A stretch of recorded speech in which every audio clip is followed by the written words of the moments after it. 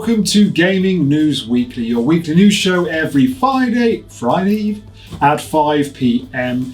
And a good warm welcome to anyone who is watching. As usual, we've got three main stories to go through this week. Hopefully you'll find them very interesting. Before we do that, we do, as we always do, we talk about what we've been playing this week, just to give you an insight in what we've been up to in the world of gaming. So I guess, Tabs, what have you been up to this week with the gaming? Yeah, mate, I have only really been playing Ghost of Tsushima Legends with you for the most part. Have I played anything else? No, Skyward Sword I still haven't got round to. I've downloaded Death Stranding, putting the disc in on the PS5 in preparation for the upgrade, which I'm sure we'll touch upon at some point. But yeah, everything else, life's been a bit of a blur this week. So just Ghost of Tsushima Legends, which is still fantastic, still enjoying. And over to you, mate. What about you? Yeah, much the same from my side. I really enjoyed that as an online experience. And I think actually, I don't know whether they've balanced it more, possibly not. Maybe it's just I'm more tolerant of it. I didn't really enjoy the survival on that game. But I have to say, since going back to it and now being at a slightly higher level, I'm really enjoying the survival. I think it's less, oh my God, we're on here for an hour, and more of, yeah, we're on here for 30, 40 minutes, but it's an enjoyable 30, 40 minutes. So yeah, there's been some tweaks to it, and I'm really enjoying it. I'm really enjoying it. So it's been good to get back into it, really. And I guess we're ultimately hoping that we can do some Death Stranding together when that drops tomorrow in our world, but in your world watching this today. Yeah, we're really keen on there being some sort of a friend mode, which we've heard a little bit about, where we can actually play it together in some meaningfully cooperative sense. So yeah, stay tuned, BArcadians. Hopefully we'll find out soon.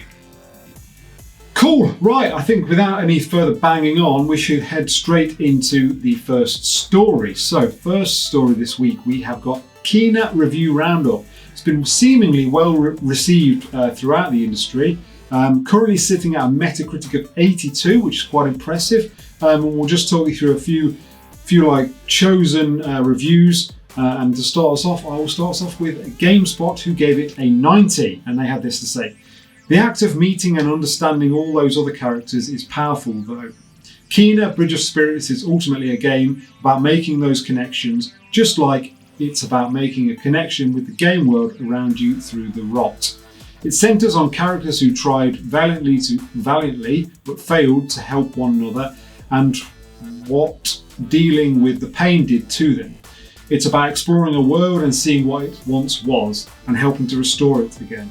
And while Kena Bridge of Spirits is full of familiar feeling combat and exploration, its ability to find different ways to look at those ideas makes for a beautiful, emotional and exciting journey. Very good stuff. And then Game Rant we've got next, who gave it an 80. And they said, despite a few shortcomings, Kena Bridge of Spirits is a solid action-adventure game and an impressive debut effort by Ember Lab. It will scratch the itch for anyone looking for a Zelda-like adventure on the PlayStation. But while it's been compared to games like Zelda and Pikmin, Kena Bridge of Spirits still stands on its own. Hopefully this isn't the end of Kena's story, as it would be great to see the ideas here expanded on in future games. And just expanding on that, strangely enough, they've already announced there won't be a sequel even before this game drops. So that's a bizarre one. I can't quite get my head around that. But anyway, moving on, Push Square gave it a 70, and they had this to say: despite borrowing from all manner of modern hits, Kena Bridge of Spirits just about stands on its own. The wonderful visuals and music leave a strong impression, while the gameplay is simple but enjoyable. If its story went beyond the expected and one or two small issues were scrubbed away, this would be a real winner.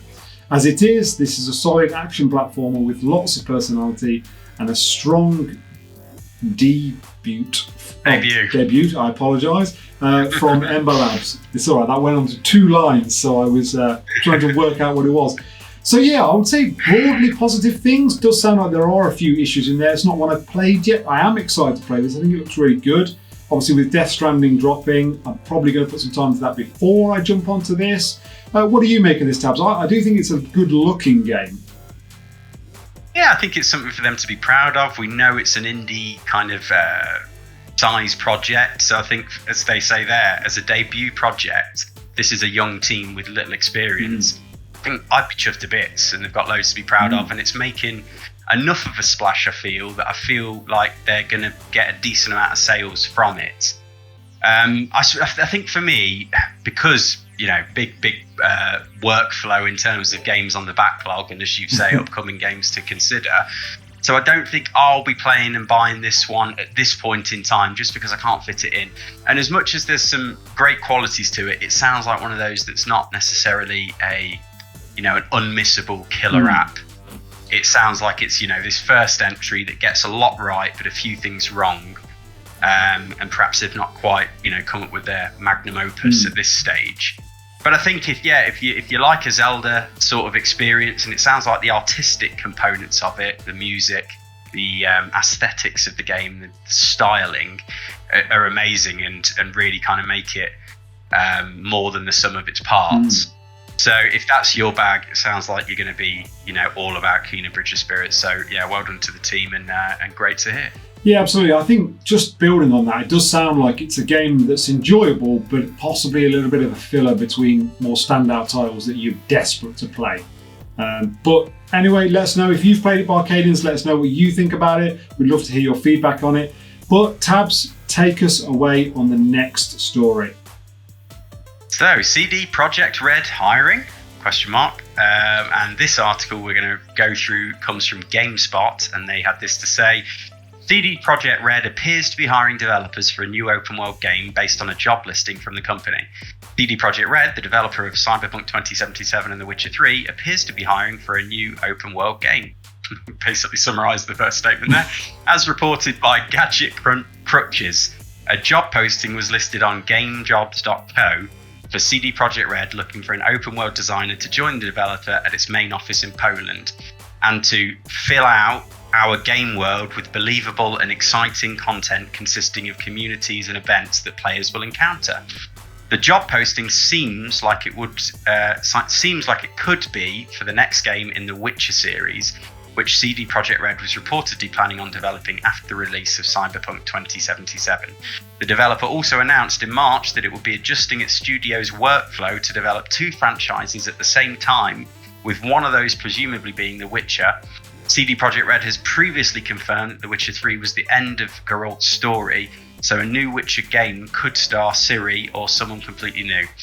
The other possibilities are that CD Projekt Red is gearing up to make a brand new IP or adapt something new.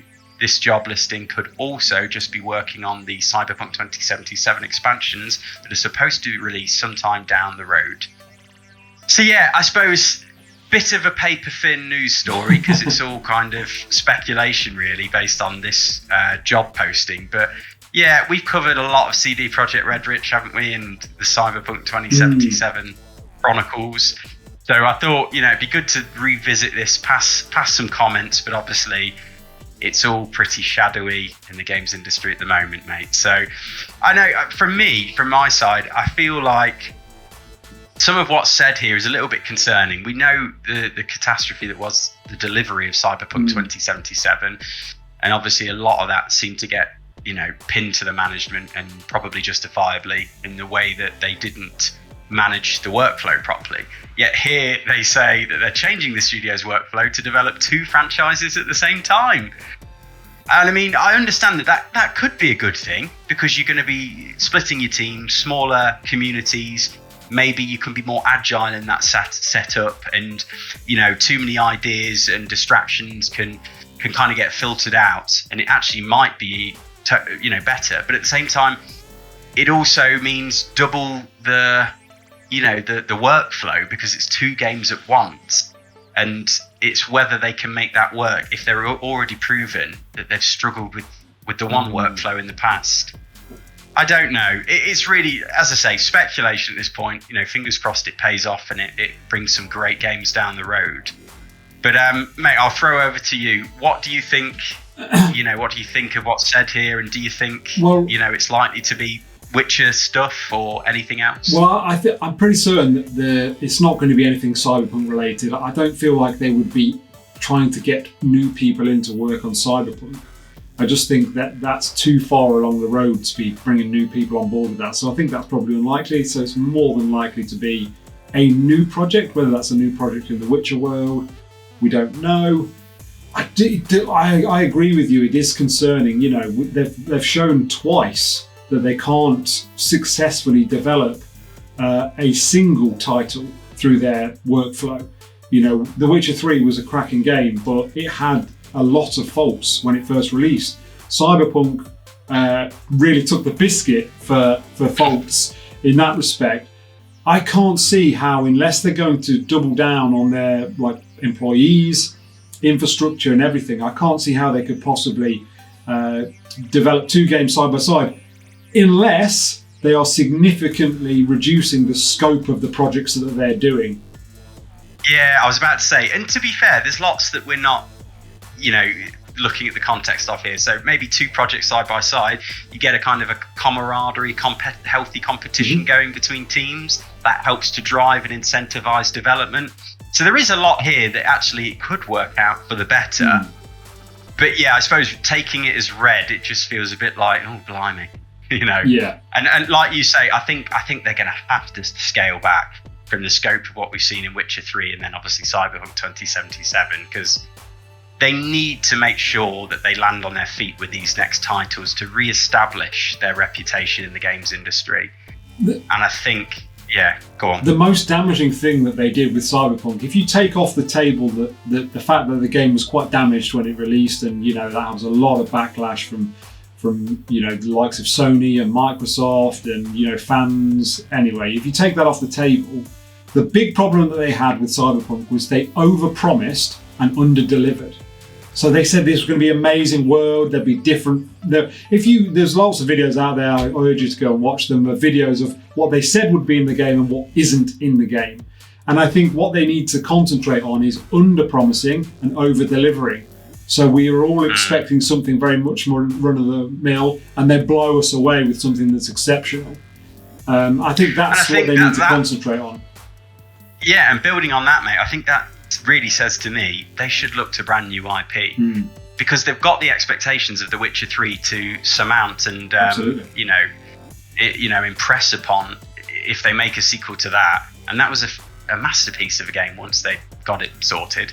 So it's like, for me, start some brand new IPs, smaller experiences, and surprise us without trying to do the whole marketing spin months in advance of release, which I know is there for investors and share prices, but I think hopefully they've learned their lesson on this occasion. But my friend, I appreciate we're ranting on about this one, so if you want to take us on to story number 3, and BArcadians, let us know your thoughts in the comments down below if you want to carry on that conversation. Absolutely. So, third story of the day, Nintendo Direct predictions. So there is a Nintendo Direct tonight. In our world, it was last night. In your world, watching this. So we just thought we'd talk about some possible predictions of what we might see in the show. And we've taken some bits and pieces from Jewel Shockers, who also ran the story on their website. So, Animal Crossing 2.0 finally confirmed? Maybe. The title has sold 30 million copies and offered infinite potential for upgrades and new features. However, instead, during year 2, it's just been the same recycle event over and over. With winter fast approaching, there's no better time to relaunch the game, bring old fans back, and sell a bunch of new consoles over the holiday season. I think this is very possibly could happen. My only thought on this is, why would they not just, this is such a big game now, why would they not do an event solely for this? Oh, mate, I've obviously got an avid AC fan in my household, my missus, who has played over 500 hours on the Switch during the pandemic. Insane. And I know from what she says to me, that I think there's a feeling generally in this community, they've just not capitalised on what there was a phenomenon, really. As it says there, 30 million copies, with an install base of 30 million, a captive audience of 30 million. Surely any business is going to absolutely pump funds and investment into that phenomenon so they can keep that audience captive, like the likes we've seen with Fortnite and the way they schedule content to refresh the experience on a at least monthly, quarterly schedule cycle.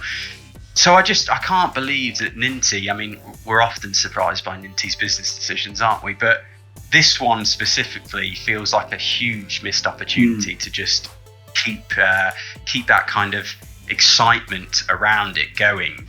And probably because of the way the game is designed, with very little in the need of games development, I think, because, it's not your typical game, is it? No. It's this kind of sim experience. So anyway, that's that one. So I'll move us on, mate. Hollow Knight Silksong is announced as a big holiday indie game. I know you'll be excited about this, and of course I've played it quite a bit as well, the original. The follow-up to Team Cherry's acclaimed indie darling was announced a long time ago now, and the more time that passes, the more concerns grow. Good job it's appearing at this month's Direct, right? Right? Says the article by Jewel Shockers. So, mate, what's your comments there? Well, and you'll hear later on, there's actually a piece of news that came out, I think today, that says someone's uncovered some information that the release date for this is the 1st of February. Wow. So could we see a trailer then? I think it's very possible. Possibly. I think possibly. I mean, I think it was a big game on the Switch, wasn't it? The original Hollow Knight. Yeah, it definitely had a cult following. I don't know what the sales numbers were, but yeah, it was acclaimed, great critical reception. Yeah. So yeah, maybe we'll see that. I don't know. I would like to see something on anywhere on that because it looks really good. I've seen some great screenshots of it and talk about the new items and the new way you'll work and stuff. It just sounds brilliant. So I'd like to see some stuff on that. Hopefully we see that tonight, but we'll see. Next up, will we see Nintendo 64 comes to the Nintendo Switch Online with special controller? That would be cool. There have been rumours thrown around for a while now that the Nintendo Game Boy games will be hitting the Nintendo Switch Online service. However, recently a mysterious controller has started doing the rounds. The controller has led many people to speculate that N64 games will be joining the library of NES and SNES titles on the service, and honestly, there's nothing I'd love more. Couldn't agree with this. I think it would be really cool to see some of the N64 games on the Switch. How well they might age, I know, mate. That's exactly what I was thinking. I'm just imagining GoldenEye on the C sticks, the C buttons again. And I just feel like I'd prefer that to be adapted to dual analog in some way. So yeah, I'm kind of mixed on that. I'd love to see 64 on the whole virtual console Switch Online thing, but I'm not sure if I'd like to see, just the all mapped to a traditional N64 controller. As much as I loved it back in the day, I think things have moved on. That's the trouble. I look back at the N64 days very much with rose-tinted glasses. Like, the graphics were amazing, the play experience was amazing, and I guess ultimately then it was. But now, when you look back at them, I feel like maybe you would be a little bit disappointed on a replay. But this is it. So next up though, we've got Game Boy games also join the service. So building on what we've just said, while I'd like this is Jewel Shockers, to have N64 games more than Game Boy ones, probably, I think there's a better chance of Game Boy games showing up during this Nintendo Direct. So again, a huge catalogue there and some phenomenal games. So I think that would be brilliant. I think that would go down a storm. So I'd like to see that too. Next up, they think maybe Bayonetta 3. There's been plenty of reassurances from Bayonetta 3 devs that we'd hear news of the much anticipated title this year, but with only 3 months left, time is running out. I think there's a good chance on this. It seems like that's the kind of game that we would see from Nintendo.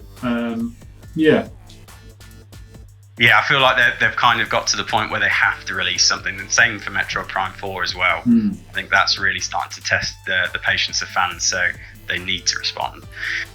Next up, the final Smash DLC character is announced. I think that's got to be the case as well. It'd be interesting to see who they go for and what sort of response we get again from fans, because at this point, it's the final character.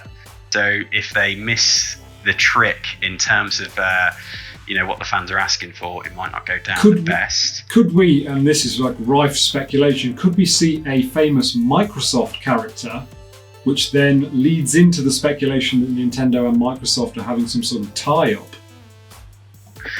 It would be awesome. Yeah, and then they release Game Pass on Switch as well. Yeah. I think that's been speculated in the past. I don't know. I feel like what we've heard in the news, it feels like we've moved away from that. But again, no, I'd like to see it. I love the fact that with Smash, they just seem to pull almost without discrimination from all areas of the games industry and across consoles as well. So I'd love to see something like that rather than just, some exhumed retro Nintendo character or something. I think Waluigi's been a big one, hasn't he, that fans have wanted. So, again, it's really difficult. I've no idea, but it'd be exciting to see. And then Rich, come on, this next one, mate. I think you'd be chuffed about it. All over this. Wind Waker and Twilight Princess HD Double Pack. It's The Legend of Zelda's 35th anniversary this year, but you'd never know that with Nintendo's lack of celebration. No idea why. We were treated to a small showcase at the beginning of the year, but since then the series hasn't had much of a look in. Hopefully that changes during the September Nintendo Direct. I would, literally, if they announced Wind Waker, I would just log on and pre-order it. As soon as it finished, I would do that. I would love to see that. Really, really one of my favourite Zelda games. Would love to see it. I'd like to replay them both as well, because I never really gave Twilight Princess the chance it probably deserved. So again, another one I'd like to revisit. But that's all from the DualShockers article. I think maybe, Rich, if we just crowbar in, like we did on the PlayStation Showcase, some harebrained prediction of our own, which is always fun, especially when we have to do this, pre the event, and everybody will know now when it's live. But I'm going to go for, to give you some thinking time, GTA Trilogy. I was going to say that. Oh no, we'll keep thinking. So yeah, the remaster remake rumours that was speculated, it almost sounds like it's definitely going to happen, and I feel like this would be a great reveal for the Switch. I think it would certainly get me very excited just to see the reveal on the Switch in that portable format. I'd go nuts. So I think just with that alone and the rest of it being crappy filler, I'd be happy with that as a Nintendo Direct. So that's my harebrained prediction. Rich, have you got anything to bring to the offering? It's hard to say. They have specifically said that this will be based around games that are coming this Christmas. So I don't think we'll see anything on the big titles that we want to see. Metroid Prime 4, Breath of the Wild 2. I don't think we'll see anything on them, which will be very disappointing. I don't know. I don't really have... I don't know. I think 12 minutes, I think, would be a really, really good game on the Switch. I've said that to you, Tabs. It just, the way it works, it would work so well on the Switch. So I'm going to go. They're going to bring 12 minutes to it. It's a bit boring, but at least you're going in with your expectations low, mate. So you won't be crushingly disappointed like the likes of me. And then to rattle off everything else, my friend. Yes, let's do it. So first up, and I mentioned it previously, that Silk Song apparently has been uncovered potential February 2022 release date, so we'll see. I do think it's possible that we might see that tonight if that is the case. But anyway, take us away for the next one, Tabs. I'm going to crowbar in Death Stranding PS5 upgrade, if you own the PS4 edition, is apparently £5, according to a tweet I saw from PlayStation yesterday, if that's true. So, we've got to advocate for that, mate, being basically an unofficial Death Stranding channel. Next up, my friend. Yep, so next up we've got Alan Wake Remastered. Nintendo Switch looks likely after its rating got slipped, which I think, from what I'm hearing, it was a good game originally, possibly some fiddly control system, which they would have to deal with on the Switch, but that could be really cool. And last but not least, Tabs, Naughty Dog is back in the mocap studio working on a mystery project. Which actually, take all of the other news items off the table, that is the most interesting thing this week. And it came by way of one of, I think it was the cinematic director or something, posted a picture of them in the studio. But I thought, we don't know of anything they're working on, and whatever they're working on is far enough forward that they can be doing mocap for it. So I saw that and was really excited by that. But anyway, we've rattled on for long enough. I think that will do us. I know, mate, and I've got to get around your house to have some pizza, haven't I? That's it, mate. Best hurry up. Right, we hope you've enjoyed the news. As always, if you have, give us a like. And anything you want to discuss that you've heard in the news or you want to chat with us, get in the comments down below and we will get back to you. I know we've got a couple of comments to get back to and we'll do that this week. And that, I think, is all we've got time for this week. Another one for the archive. Stamped and complete.